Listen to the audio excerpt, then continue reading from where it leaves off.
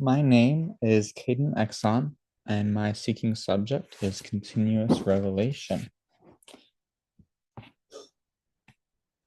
I have decided that continuous revelation is a core doctrine. I gave this as a core doctrine because without believing in continuous revelation, it's hard to believe in the restoration.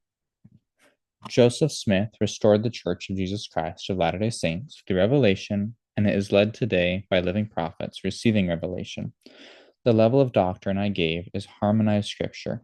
While never explicitly mentioned, many verses talk about continuous revelation. 2 Nephi 28:30 talks about us learning line upon line, precept upon precept. If we already knew everything, there would be nothing left to teach. But no one knows everything, so the Lord will continue to teach us through revelation.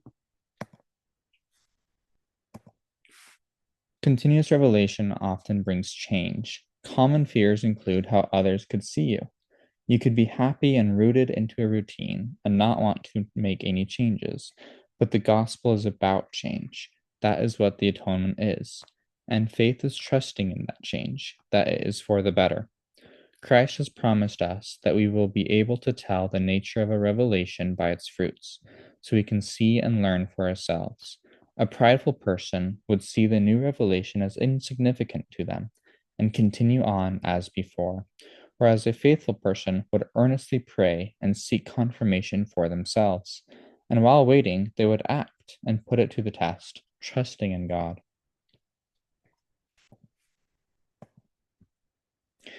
I would first start by listening. I would try to find the why to their question. I would encourage them to share their thoughts and experiences to try and see where their doubts are coming from and validate them instead of immediately begin tearing them down piece by piece to prove them wrong. I would then want to unpack some of the underlying assumptions around revelation. They may be under the assumption that revelation is influenced by contemporary culture and is therefore less authentic. Or that if there are any contradictions, it is a sign of inconsistency and therefore incorrect. I would then try to encourage them to consider that revelation could be influenced by context, but that doesn't remove any divine intent. I would then offer examples from the past that show how revelation has adapted to different contexts. An example could be blacks in the priesthood, or the abolishment of plural marriage, as both of those changes could be said to have been heavily influenced by the culture of the time. I would then share the church's standpoint on marriage and point out that it has not changed, and if anything, has become firmer in the past decade. To show how while some aspects change, others remain firm, but both have God behind them. Finally, I would direct them back to Christ, as he is the center of it all. There are many narratives surrounding Joseph Smith and the restoration of the Church of Jesus Christ. Some positive and some negative. A positive narrative would paint him in a good light. It would highlight his strength and remaining faithful to the bitter end. It would portray him as humble, willing, and seeking to learn new truths from the Lord. A negative narrative might instead focus on his younger days as a treasure hunter, and that everything was an elaborate scheme with tithing as a way to make it rich quick. When faced with opposing narratives, the important thing is to focus on the facts. What is known versus what is simple speculation. The Lord still speaks and guides his children today. Revelation must fall under one's stewardship. Everyone can still receive personal revelation, but not everyone can receive revelation for the church.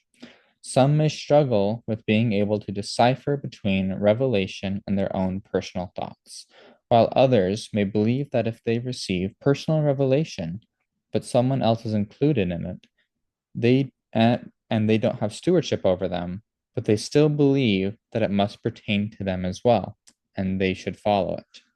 This is incorrect due to stewardship issues, as well as the personal agency of the other person.